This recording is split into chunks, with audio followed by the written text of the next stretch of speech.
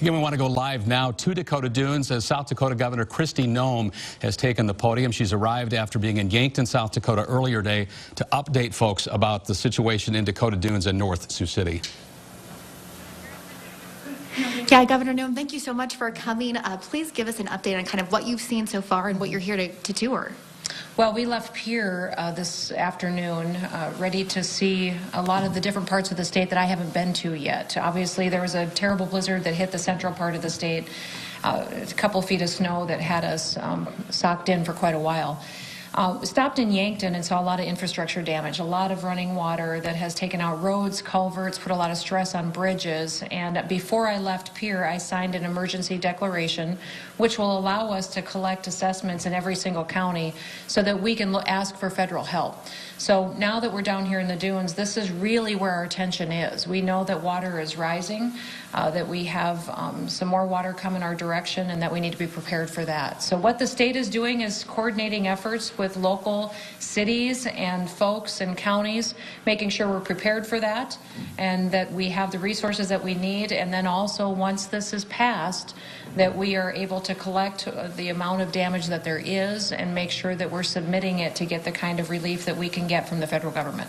Have you been anywhere in the Dakota Dunes? What kind of things have you seen so far? We just arrived in the dunes today, so we will be taking a tour after this, and then I'll also be viewing it from the air as well. We came down into Black Hawk so that we have the opportunity to see that up close and personal and make sure that we're assessing what the damage is so far and then what it could be when this water recedes. Obviously, this incident isn't over yet, and we don't expect it to be over until early next week. So what I'm asking is for local officials to make sure that they're requesting from the state what they need in order to be prepared for high water levels, and then also to meet the needs of the local communities. We have our Emergency Operations Center open in Pierre. It is staffed with all the different departments and agencies that will assist in this. It's a one-stop shop for our local communities to reach out to get sandbags, to get extra help with DOT, extra personnel through Highway Patrol, make sure that we're getting the mapping and modeling that we need, and then also the folks that will help us assess what damages and costs there may be at the end of this incident. So it's been going very smoothly so far, but we've still got a few more days to get through. We spoke with several folks today, the Red Cross, others, who said this is a lot earlier than they've expected flooding. We've seen flooding many years here, but this is March. How does that affect the state right now to have it this soon? Well, this was a really interesting situation. We had frozen ground still, so when we got this thunderstorm and several inches of rain, obviously none of it soaked in, it all ran off. That means that it hit our streams and rivers all at one time and is coming at us pretty quickly. Then we had a dam breach, obviously, that sent a lot more water down the Missouri that's impacting the dunes here today. So we're watching all of that, and we're working with the Corps of Engineers and coordinating with them to kind of thread the needle on how we safely send that water downriver and make sure that we're not going to go over top levees. So it's been a real coordination between federal agencies, the Corps of Engineers, also the state, and with local communities to make sure that we're doing this right. And the White House has reached out multiple times already, well aware of what we're going through, because South Dakota had a unique situation. We had a very serious blizzard in the western and central part of the state, left a couple feet of snow, and a lot of people are still stranded throughout the state. Then down here we're seeing pretty historic flooding. So we've got a lot of different situations going on, and meeting all of those needs gets complicated. Governor, are you looking to talk with some of the residents during your tour this evening? Yeah, we absolutely will be. We'll be visiting with folks and talking to them. We have legislators that are here, local leaders as well. We'll be visiting with all of them and making sure that we're getting them everything that we need. I've been talking with Jeff Dooley quite regularly as well. He's been a great source of information. We all went through the 2011 flood.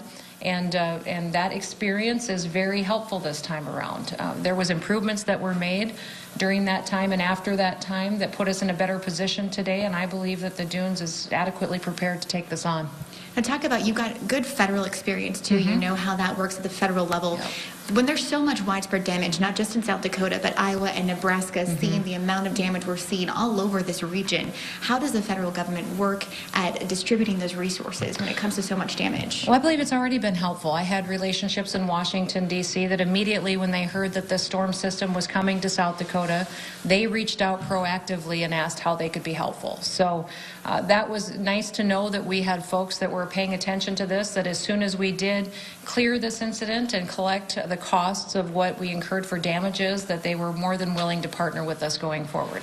And just last week, the legislature in the general bill funded $500,000 for emergency disaster preparedness as well. So they were proactive in seeing this storm come, knowing that we would have higher DOT costs, higher highway patrol costs, and the fact that they set aside some money to be prepared for that was very wise.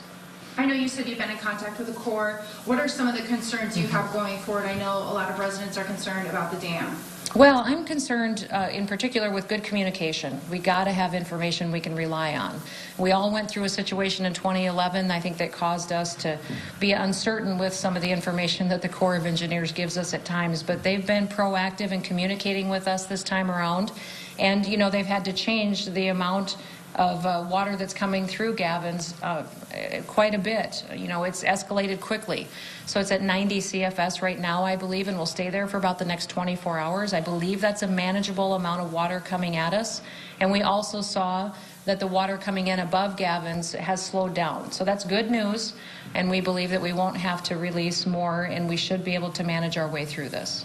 I know the focus right now is on the Missouri, but have you had any updates on the Big Sioux River, all of the water coming from Sioux Falls, making its way down here over the weekend? Yeah, that water is coming your direction, and so we are watching that very closely. Obviously, Sioux Falls is thrilled to see their water levels drop, but that means it's getting closer to you. So we are monitoring that coming in, and that's one of the reasons why I was glad to see less water coming through Gavin's. Because we won't be hitting a high crest with the water coming in from the Big Sioux at the same time we're releasing those escalated levels from Gavin's. So getting those levels at different areas makes sure that we have a flow that we can manage and will stay below our levees. What would you say to people that maybe have concerns about flooding like 2011? Well, you know, that was immediately, I think, a concern of a lot of folks, me included, that we were maybe going to see something like that before. We don't believe that we have that situation today. We do know that there were improvements made for infrastructure, so we're better prepared, and we think that the levels coming at us will be something that we can manage. But we are being extra cautious. We've got sandbags here, extra personnel. People have taken proactive steps. Some have voluntarily left their homes.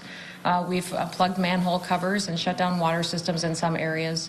So I think that the local community has done incredible things to be prepared, and they've reached out to the state to make sure that they're doing everything that they can to get through this incident safely. Did you see any of the flooding for yourself in 2011 when you were representative? I did, because I had just been elected in 2010, came in, and then we went through that 2011 flood. So I was down here several times during that incident, helped sandbag and do different activities, but also coordinated the federal assistance that we went through and FEMA efforts that happened. So I know you haven't toured any of the flooding here yet in Dakota Dunes, but how does the flooding you saw up in Yankton compare to what you saw in 2011?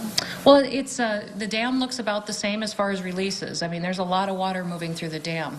This was a little bit different because of the rainfall that they had. The whole county's underwater. And that's a little bit different than just in the impact that happened right at the Missouri River back in 2011. Now, the entire county, at one time, 70 to 80% of their roads were underwater. They had a lot of damage to culverts, county roads, township roads, and that's going to be a comprehensive assessment that will have to be done to really know what the true costs of that damage was.